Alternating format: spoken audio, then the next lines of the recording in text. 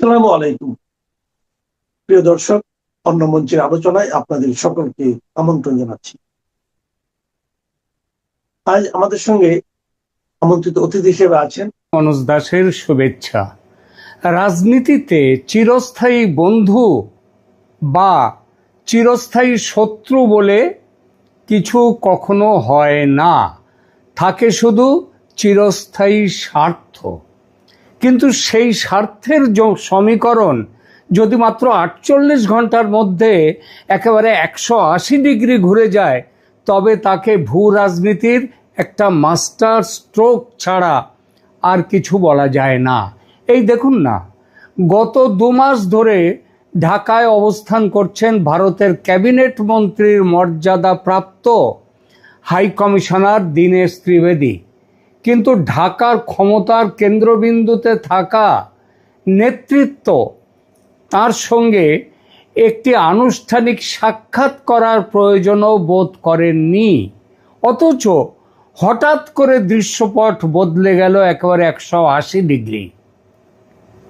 মার্কিন president Donald ট্রাম্পের বিশেষ দূত সার্জিও গোরের ঢাকা সফর, তার পরপরই দিল্লিতে সাবেক প্রধানমন্ত্রী শেখ হাসিনার সংবাদ সম্মেলন ও দেশে ফেরার ঘোষণা, এবং ঠিক তার পরদিনই ঢাকার প্রশাসন যেন এক চরম বাস্তবের মাটিতে আছড়ে পড়ল বলা যায়, অথবা তাকে আছাড় দেয়া হলো ওই ধোপার পাটের আছাড় দেওয়ার মতনই, সেটাও বলা যায়। আর এই আছাড়ের ফলাফলটা কি? ওয়াশিংটনের হোয়াইট হাউস আর দিল্লির সাউথ ব্লকের বার্তা পৌঁছতেই রাতারাতি বদলাতে শুরু করলো ঢাকার সুর। যে তারেক রহমান পাত্তা দিতে চাননি ভারতের রাষ্ট্রদূত দীনেশ ত্রিবেদীকে, সেই তার সঙ্গে সৌজন্য সাক্ষাতের তারিখ নির্ধারণে ব্যস্ত হয়ে উঠেছেন তারেক রহমান। এখন শোনা যাচ্ছে ওই ব্রিক্সের বৈঠকে ভারতের আমন্ত্রণ পেয়ে সেখানে আসবার জন্য এখন আকুলি বিকুলি করছেন তারেক রহমান। গল্প শুধু এটুকুই নয়, ঢাকার গণভবন, যেটা ছিল প্রধানমন্ত্রী শেখ হাসিনার বাসভবন, সেটা ভাঙচুরের পর যেটুকু আস্ত আছে একটু নতুন করে তৈরি করে নিয়ে সেখানে নতুন জমানার বাংলাদেশ সরকার একটা মিউজিয়াম তৈরি করেছে, নাম জুলাই স্মৃতি জাদুঘর।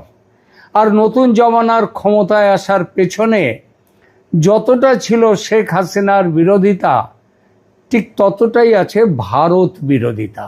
সুতরাং এই মিউজিয়াম এক অর্থে ভারত বিরোধিতার মিউজিয়াম। সেখানে ভারতের সীমান্ত সন্ত্রাসের নামে নানান গল্প কাহিনী আর তাদের ছবি, ভাস্কর্য, এসব লাইন দিয়ে সাজানো ছিল। দীনেশ ত্রিবেদীর কাছে এসব খবর যে ছিল না তা নয়, ছিল। কিন্তু তিনি যে ঢাকা সরকারের কাছে এ নিয়ে কিছু বলেছেন কখনো, এমন প্রমাণ নেই। কিন্তু তারেক সরকারের এখন এমন ভয় কাঁপুনি হাল যে তারা কোনো ঝুঁকি আর নিতে চায় না। মিউজিয়াম থেকে সরিয়ে ফেলেছে বিএসএফের গুলিতে নিহত ফেলানীর ভাস্কর্য সহ, ফেলানী খাতুন, তার ভাস্কর্য সহ সমস্ত ভারত বিরোধী প্রদর্শন সামগ্রী। সেই যে কথায় আছে না, বসতে বললাম সে কান ধরে নাকখত দিতে শুরু করলো, অনেকটা যেন তেমনই। কিন্তু হঠাৎ কেন এই আতঙ্কের ছায়া? কেন গণভবনের ইতিহাস থেকে রাতারাতি ছাঁটাই করতে হলো ভারত বিরোধী বার্তা? কে বলেছিল, কার কথায়? দিল্লির কি কোনো গোপন চাপ কাজ করছে, নাকি আমেরিকার বার্তাবে ঢাকা এতটাই ব্যাকফুটে গেছে যে ভাবছে কি করলে ভারতকে খুশি রাখা যায় সেইটা এখন দেখি। আজকের এই বিশেষ পর্বে আমরা ডিকোড করব ভূ রাজনীতির এই নতুন খেলা। ঘটনার সূত্রপাত বুঝতে হলে আমাদের একটু পেছন ফিরে তাকাতে হবে। সাউথ ব্লক যখন প্রথা ভেঙে একজন ক্যারিয়ার ডিপ্লোম্যাট বা পেশাদার কূটনীতিকের বদলে 3 বারের সাংসদ ও প্রাক্তন কেন্দ্রীয় মন্ত্রী দীনেশ ত্রিবেদীকে ঢাকায় ভারতের নতুন রাষ্ট্রদূত হিসেবে পাঠায়, তখনই একটি স্পষ্ট বার্তা ছিল, শুধু তাই নয়, ইতিহাস গড়ে ত্রিবেদীকে দেয়া হয় ক্যাবিনেট মন্ত্রীর মর্যাদা। দিল্লির বার্তা খুব পরিষ্কার ছিল। ভারত ঢাকার সঙ্গে কথা বলতে চায় সরাসরি রাজনৈতিক শীর্ষ নেতৃত্বের ভাষায়, কেবল ওই কূটনীতির কেতাবি ভাষায় নয়। কিন্তু গত 2 মাস ধরে ঢাকায় যা দেখা গেল তা ছিল এক ধরনের সচেতন দূরত্ব তৈরি করা। বাংলাদেশের ক্ষমতায় থাকা নতুন নেতৃত্ব বাংলাদেশ ফার্স্ট নীতির অজুহাতে ভারতীয় রাষ্ট্রদূতের সঙ্গে সাক্ষাতের আবেদনটা এক প্রকার ঠান্ডা ঘরে পাঠিয়ে রেখেছিল, কোনো গুরুত্বই দেয়নি। মালয়েশিয়া, চায়না সফরে ব্যস্ত ছিলেন তারেক। তুর্কি আর পাকিস্তানের সঙ্গে মহব্বত জোরদার করায় ব্যস্ত ছিলেন জনাব তারেক। তিনি সময় পাচ্ছিলেন না ভারতের রাষ্ট্রদূতকে সময় দেয়ার। ঢাকার নতুন নির্ধারকরা হয়তো ভেবেছিলেন নয়াদিল্লিকে এড়িয়ে ওয়াশিংটন, বেজিং এবং আঙ্কারার সাথে ভাব করলে, আর ওদিকে রাওয়ালপিন্ডি তো আছেই, এই ভাবটা করলেই তারা আঞ্চলিক ভারসাম্য তৈরি করে ফেলবেন। প্রায় 2 মাস ধরে সাউথ ব্লকের এই হেভিওয়েট দূতকে কার্যত ঝুলিয়ে রাখা হয়েছিল। কিন্তু আন্তর্জাতিক কূটনীতিতে নীরবতা সবসময় দুর্বলতা নয়, কখনো কখনো তা বড় কোনো ঝড়ের পূর্বাভাস। দিল্লি ঝড় হয়ে অপেক্ষা করছিল সেই দিন থেকে যেদিন তারেক রহমান ভারতের থেকে সচেতন দূরত্ব তৈরি করে বেজিংয়ের প্রণয় ডোরে নিজেদের বন্দী করছিলেন। দিল্লি শুধু সঠিক সময়ের অপেক্ষা করছিল, কখন ঝড় হয়ে ঝাঁপিয়ে পড়বে সেই সময়ের। ঠিক এই পরিস্থিতিতে ঘটে ভূ রাজনৈতিক সমীকরণের সবচেয়ে বড় একটা মোড়। ট্রাম্প প্রশাসনের সাউথ অ্যান্ড সেন্ট্রাল এশিয়া বিষয়ক মার্কিন বিশেষ দূত সার্জিও গোর 3 দিনের সফরে ঢাকায় পা রাখেন। ঢাকায় এসে তিনি বাংলাদেশ সরকারের শীর্ষ পর্যায়ের সঙ্গে বৈঠক করেন ঠিকই, মানে তাদের সাথে বৈঠক করেছেন, কিন্তু কূটনীতির আসল খেলাটা খেলে যান অন্য জায়গায়। ঢাকায় অবস্থানকালেই মার্কিন দূত সার্জিও গোর সরাসরি বৈঠকে বসেন ভারতীয় হাই কমিশনার দীনেশ ত্রিবেদীর সঙ্গে। যেখানে বাংলাদেশের পররাষ্ট্রমন্ত্রী খলিলুর রহমানের সঙ্গে 20-22 মিনিটের বৈঠক করেন সার্জিও গোর, সেখানে ভারতীয় রাষ্ট্রদূত দীনেশ ত্রিবেদীর সঙ্গে 1 ঘন্টা 20 মিনিটের বৈঠক করেন। আরও আছে, বাংলাদেশ সরকারের দেয়া লাঞ্চ ডিনার যিনি প্রত্যাখ্যান করেন, সেই সার্জিও গোর প্রাতরাশ সারেন দীনেশ ত্রিবেদীর সঙ্গে। কি বার্তা দিতে চাইছেন আমেরিকান দূত, সেটা বুঝতে কারো অসুবিধে হয়? আর কূটনৈতিক মহলকে যা সবচেয়ে বেশি চমকে দিয়েছে সেটা হলো দক্ষিণ এশিয়ার স্থিতিশীলতা নিয়ে ওয়াশিংটন এবং দিল্লির সুর যে এখন পুরোপুরি এক। আমি আমার গত বেশ কয়েকটি ভিডিওতে একই কথা বলেছি যে বাংলাদেশ নিয়ে ভারত এবং আমেরিকা এখন একসরে চলছে এবং এখানে আমেরিকাকে দেয়া হয়েছে আপার হ্যান্ড। সেটা সার্জিও গোর এই বার্তা খুব স্পষ্টভাবে ঢাকার টেবিলে গিয়ে রেখে এসেছেন।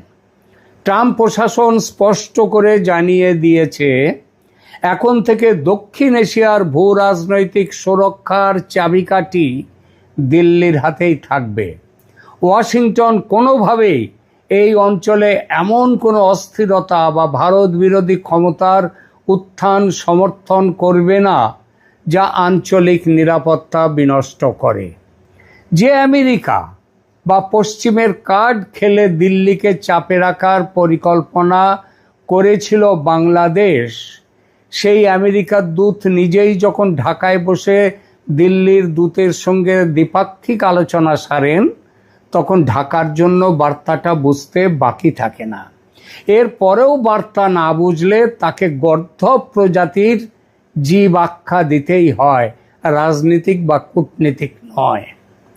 সার্জিও গোরের ঢাকা ছাড়ার ঠিক পরপরই দিল্লি থেকে নেমে আসে দ্বিতীয় আঘাত। নয়াদিল্লিতে একটি সংবাদ সম্মেলন করে সাবেক প্রধানমন্ত্রী শেখ হাসিনা সরাসরি ঘোষণা দেন তিনি খুব শীঘ্রই বাংলাদেশে ফিরে আসছেন। এই সংবাদ সম্মেলনের রাজনৈতিক টাইমিং এতটাই সুনির্দিষ্ট ছিল যে মুহূর্তের মধ্যে ঢাকার রাজনৈতিক ও প্রশাসনিক অন্দরে একেবারে ভূমিকম্প শুরু হয়ে যায়। শুধু তাই নয়, ভারতের পররাষ্ট্র মন্ত্রণালয়ের তরফ থেকেও খুব মেপে একটা বিবৃতি দেওয়া হয়। বাংলাদেশ যখন বলছে এগুলো বন্ধুত্বের লক্ষণ নয়, ভারত বন্ধুত্ব চাইছে কিন্তু কাজ যা করছে তা বন্ধুত্ব ভাঙার মতো, যেন ওখান থেকে যেন শেখ হাসিনা কোনো রকম ভাষণ না দিতে পারেন, ভারতে বসে সেটা ভারতকে দেখতে হবে।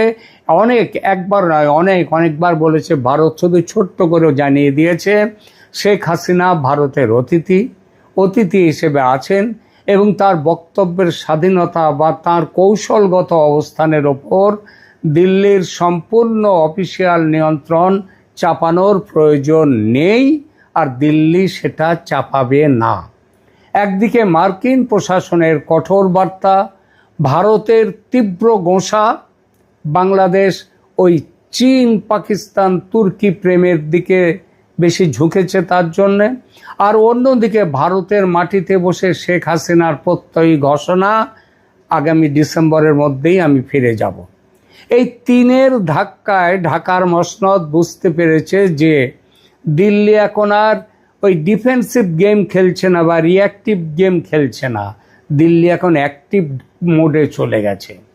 ভারত এবার সরাসরি সাউথ এশিয়ান পাওয়ার পলিটিক্সের চাল চালছে, আর এই জোড়া ধাক্কাতেই ঢাকার ক্ষমতাসীনদের মধ্যে ছড়িয়ে পড়ে প্রবল উৎকণ্ঠা ও উদ্বেগ। এই কূটনৈতিক চাপের প্রথম বাস্তব প্রতিফলন দেখা গেল কোথায় জানেন? ঐতিহাসিক গণভবনে। যে গণভবনকে এই মাত্র কয়েকদিন আগে, বোধহয় এক সপ্তাহ হয়নি এখনো, সেখানে জুলাই গণ অভ্যুত্থান স্মৃতি জাদুঘর তৈরি করা হয়েছে এবং সেই হিসেবে গড়ে তোলা হয়েছে মাত্র কয়েকদিন আগে, উদ্বোধন হয়েছে। সেই জাদুঘরের প্রদর্শনীতে চলল এক গোপন মেকওভার। কীরকম সেই মেকওভার? 8ই আগস্ট জাতীয় নাগরিক পার্টির প্রধান ও বিরোধী দলীয় নেতা নাহিদ ইসলাম তার প্রতিনিধি দল নিয়ে জাদুঘর পরিদর্শনে গিয়ে দেখলেন এক মারাত্মক ঘটনা ঘটে গেছে। তিনি অভিযোগ করেন সরকারের নির্দেশে রাতারাতি জাদুঘরের প্রদর্শনী থেকে সরিয়ে ফেলা হয়েছে ভারতের সীমান্ত হত্যা সম্পর্কিত সমস্ত নথিপত্র, তথ্যচিত্র। সবচেয়ে চমকপ্রদ বিষয় হলো 2011 সালে বিএসএফের গুলিতে নিহত কিশোরী ফেলানি খাতুনের যে স্মারক ভাস্কর্যটি জাদুঘরে রাখা হয়েছিল সেটিও রাতারাতি সেখান থেকে সরিয়ে ফেলা হয়েছে। বাদ দেওয়া হয়েছে নরেন্দ্র মোদীর বাংলাদেশ সফর কেন্দ্রিক বিভিন্ন রাজনৈতিক প্রতিবাদ ও আন্দোলনের আলোকচিত্রগুলো। কেনই তাড়াহুড়ো? উদ্দেশ্য পরিষ্কার। কেন এক রাতের মধ্যে নিজেদের তৈরি করা মিথ্যে ও ঐতিহাসিক ন্যারেটিভ সেগুলো সরাতে হলো? রাজনৈতিক বিশ্লেষকরা বলছেন এটি আর কিছুই নয়, বাংলাদেশ যে চরম আতঙ্কিত, সেই চরম আতঙ্কিত হওয়ার ফসল এটা। ঢাকা খুব ভালো করেই বুঝতে পেরেছে যে আনুষ্ঠানিকভাবে ভারতকে চটিয়ে রাষ্ট্র পরিচালনা করা অসম্ভব। দিল্লির কঠোর অবস্থানের পর সরকার এখন যে কোনো মূল্যে ভারতের সঙ্গে সম্পর্কের টানাপোড়েন কমাতে মরিয়া। বাংলা কথা বলছে কি, এসো ভাব করি, এতদিন যা হয়ে গেছে ভুলে যাও। তাই গণভবনের ভেতরে থাকা ভারত বিরোধী প্রতীকগুলো সরিয়ে নিয়ে দিল্লিকে এক ধরনের কূটনৈতিক বার্তা দেওয়ার চেষ্টা করা হচ্ছে। বলা হচ্ছে আমরা সম্পর্কে রিসেট বোতাম চাপতে তৈরি, আর খুনসুটি করব না, আমরা এখন থেকে ভাব খেলব। একদিকে মিউজিয়াম থেকে ছবি গায়েব করা, আর অন্যদিকে প্রায় 2 মাস এড়িয়ে চলার পর তড়িঘড়ি একেবারে ভারতীয় হাই কমিশনার দীনেশ ত্রিবেদীর সঙ্গে তারেক রহমানের বৈঠকের সূচি চূড়ান্ত করা, এই দুটি ঘটনা স্পষ্ট প্রমাণ করে যে বাংলাদেশ সরকার ভয় পেয়েছে, আর ভয় পেয়ে এখন পুরো ব্যাকফুটে। এদিকে স্বরাষ্ট্রমন্ত্রী সালাউদ্দিন সাহেব যতই চেঁচান শেখ হাসিনার প্রতি ভারতের সমর্থন নিয়ে তিনি ভালো করেই বোঝেন ভারত ফুটো কড়ির বেশি গুরুত্ব দেয় না, দেবে না তার বক্তব্যকে। কারণ এখন হাত পেতে ভিক্ষে চাওয়ার পালা, অনুগ্রহ চাওয়ার পালাটা বাংলাদেশের, ভারতের নয়। বিদ্যুৎ উৎপাদন বাংলাদেশের গোল্লায় যেতে বসেছে ডিজেলের অভাবে। দয়া করে ডিজেল দাও। 30,000 মেট্রিক টন ডিজেল না দিলে আমাদের দেশ বন্ধ হয়ে যাবে। আর মাত্র তো 30,000 মেট্রিক টন। এটা তো, এই ডিজেল তো ভারতের হাতের ময়লা। দয়া করে দিন, নইলে আমরা মরে গেলাম। ভারত এখনো সাড়া দেয়নি, হিসাব করে দেখছে। ভারত কি আদৌ ভাব করতে তৈরি? নিশ্চয়ই, কেন করবে না ভাব? কিন্তু মনে রাখবেন, ভাব ভালোবাসার ভাষা এটা পরিস্থিতি অনুযায়ী পাল্টে যায়।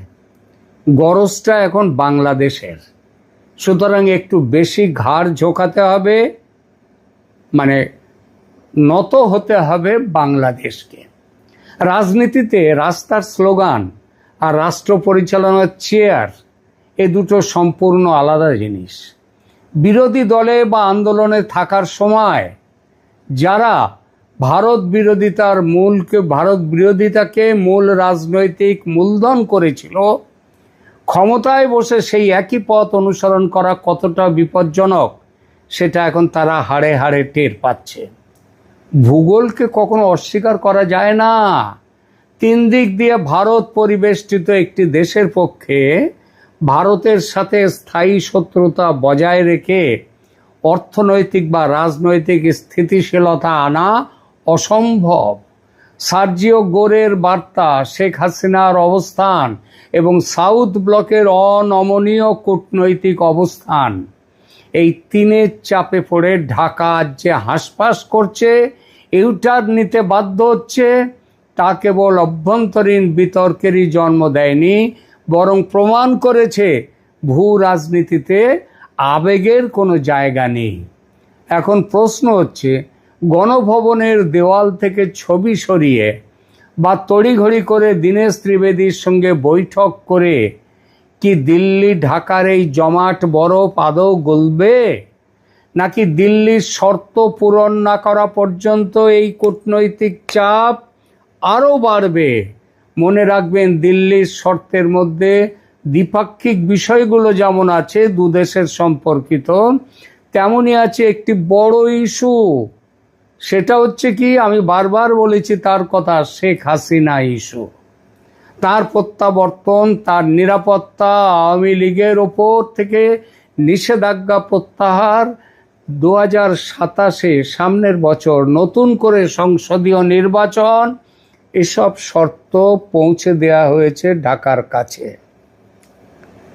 এসব শর্ত একটা একটা করে গুছিয়ে গুনে গুনে তুলে নেবে ভারত। তারেক নিরুপায়, কারণ ফান্দে পড়িয়া বগা কান্দে রে।